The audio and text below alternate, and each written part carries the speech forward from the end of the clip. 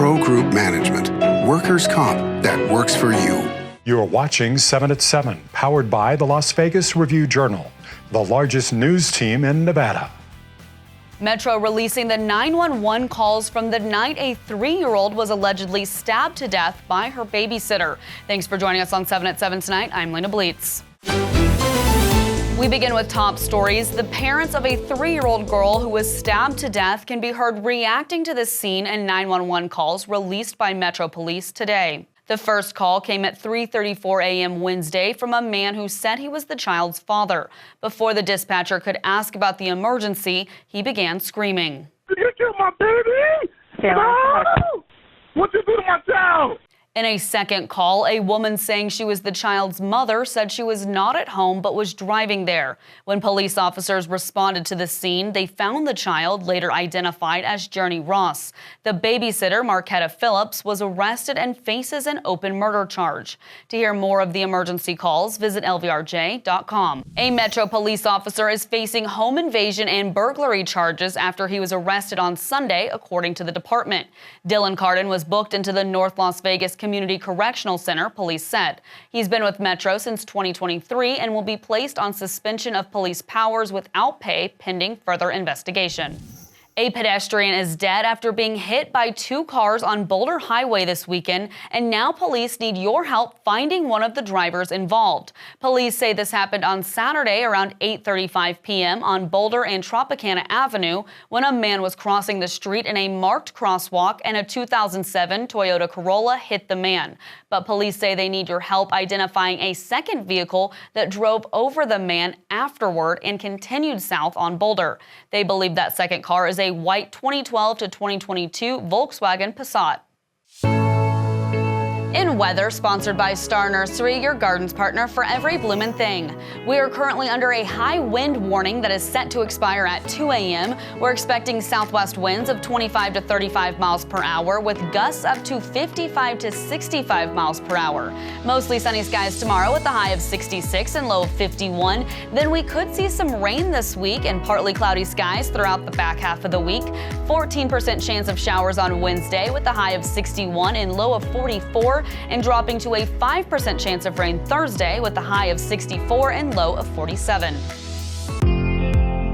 In business, brought to you by G-Bank, your best banking experience ever. New York-based hedge fund Pretium Partners is most likely the single largest homeowner in Clark County, according to property records. Pretium owned Progress Residential, a homes for rent management company, owns at least 3,100 homes in the county as of the end of February.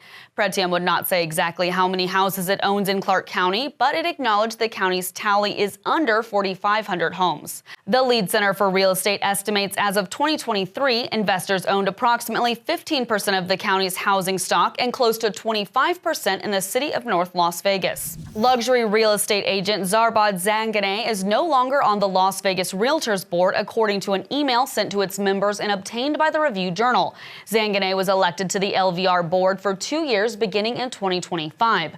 Zanganeh told the Review-Journal in a text that his removal was, quote, a godsend, and said the group has a long pattern of, quote, discrimination and retaliation. LVR hasn't disclosed why Zanganeh was removed and didn't immediately respond to a request for comment. Now for your sports update, brought to you by PT's Taverns. With over 65 locations, there's a PT's near you. Visit ptstaverns.com. Shea Theodore's successful return. I'm Dominic Dubois with your sports update. The Golden Knights defenseman returning to the ice over the weekend in the team's perfect 3-0 road trip due to injury. He unpacks his return to the ice. I think I kind of got better over the trip, and especially in that last Nashville game. So just trying to build off that and get ready for this week. We got some good teams coming in here, so it'll be a good test. Theodore returned to Vegas while Tomas Hertl went out of the lineup with an injury. Hertl is not available this week, according to head coach Bruce Cassidy. In health, brought to you by Centerwell Senior Primary Care. Discover primary care focused on you. Lots of people got their steps in this weekend for the Friendship Circle's 7th annual Walk for Friendship. The 1-mile fun walk happens Sunday at the Las Vegas Sports Park. It aims to raise awareness and resources for individuals with disabilities in Southern Nevada. The event also featured a free community carnival, guest appearances, petting zoo, and more. Donations go to the Friendship Circle, which pairs volunteers with physically and intellectually challenged children, teens, and young adults who may suffer from loneliness in addition to their handicap. Vegas Station brought to you by Station Casinos SCN Sports. Download the app today. Geno Smith's trade to the Raiders reuniting him with former head coach Pete Carroll. GM John Spytek sending a third-round pick to Seattle in the deal. But what else helped this deal get off the ground? Raiders beat writer Vinny Bonsignore explains from the NFL League meetings in Florida. Pete Carroll's relationship with the Seahawks, John Schneider, their general manager, helped facilitate this trade. Normally you go through your checks and balances on how the coach feels about him, do the film research, all of that. But Pete already had that, so it expedited the process. Smith has not yet been made available to the media, and according to Coach Carroll, a contract extension is in the works. Sports betting brought to you by Las Vegas Paiute Tribal Smoke and Cigar Shop. All 4 #1 seeds have advanced to the Final Four for the first time since 2008, and only the second time since the NCAA tournament expanded to 64 teams in 1985. Duke is a 5-point favorite over Houston at the Westgate Superbook in Saturday's national semifinal in San Antonio. The total is 136.5, and the Cougars are plus 210 on the money line. Florida is favored by 2.5 points over Auburn in the other Final Four matchup, and the total for that game is 160.5. In your lifestyle news, a popular Las Vegas brunch spot is closing its doors this weekend after 15 years. DW Bistro, located in the Gramercy on Russell Road, will be closing after a final brunch on Sunday. Brunch will be offered from noon to 7 p.m. with bites, signature drinks, and live music. You can get tickets on their website. The owner of the restaurant, Bryce Krausman, told the Review-Journal the eatery has run its term and he is comfortable leaving a 15-year record to stand on its own.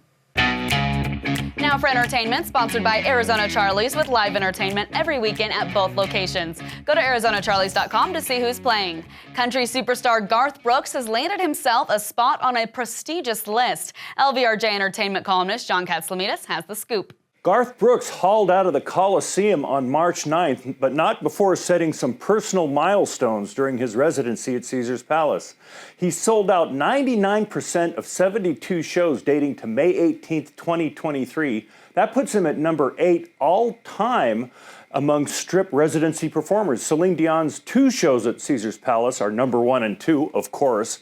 And these numbers are what has been made available publicly, but Brooks made his mark here in Las Vegas as he's done so many times before, and we're looking for a possibility of him coming back near the end of 2026. Thanks for watching 7 at 7 tonight. Watch 7 at 7 twice a day, Monday through Friday, and search Review-Journal to follow us on your favorite streaming platform. See you tomorrow morning for more 7 at 7. Review-Journal Studio, sponsored by Knock v. Injury Law.